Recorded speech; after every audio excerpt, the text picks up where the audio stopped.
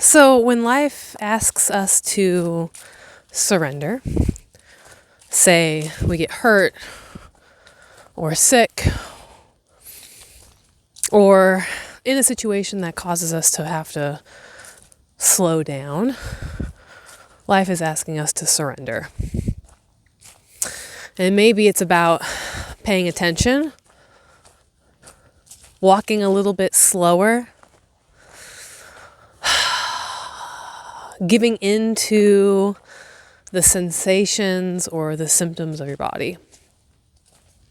Asking you to reframe your external world by diving deeper into your internal space.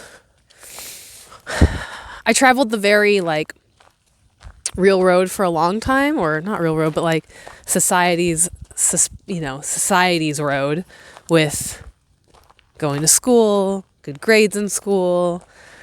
I was making money by the time I was 12, 13 years old, very entrepreneurial in that way. Buying my own car, paying for my first trip to Europe, and then going to college. And once I got to college, seems like there was a lot of good questions I was asking, a lot of change in who it is and how it is I saw myself. When we start to really settle in, really start to dive in deep about who it is we are and who it is we want to be in this world and figuring that out, it's quite a journey of discovery.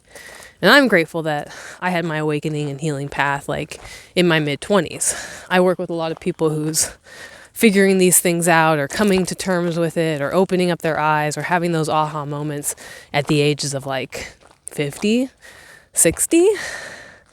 And so when I think back on that and all the dominoes that have fallen to this moment, I'm really grateful.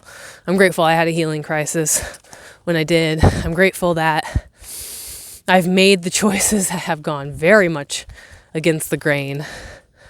And maybe there's a piece of me that likes that little shock and wouldn't expect that out of you.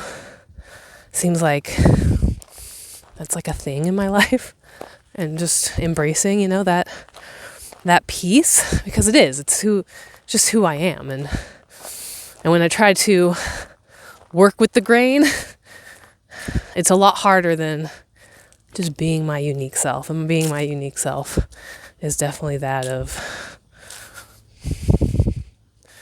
the road less traveled. And so I want to encourage your uniqueness always. We all have our special gifts. We all have the things that we want to give to the world in a really real way. And that looks different for all of us. There's no one size fits all. And because there's no one size fits all, it's what makes this world absolutely fabulous. Because your gifts and my gifts, as they come together, just creates a brighter light. So anyways, this weekend I've had to surrender again. Settle into my body, listen to its needs, take action, and think and meditate.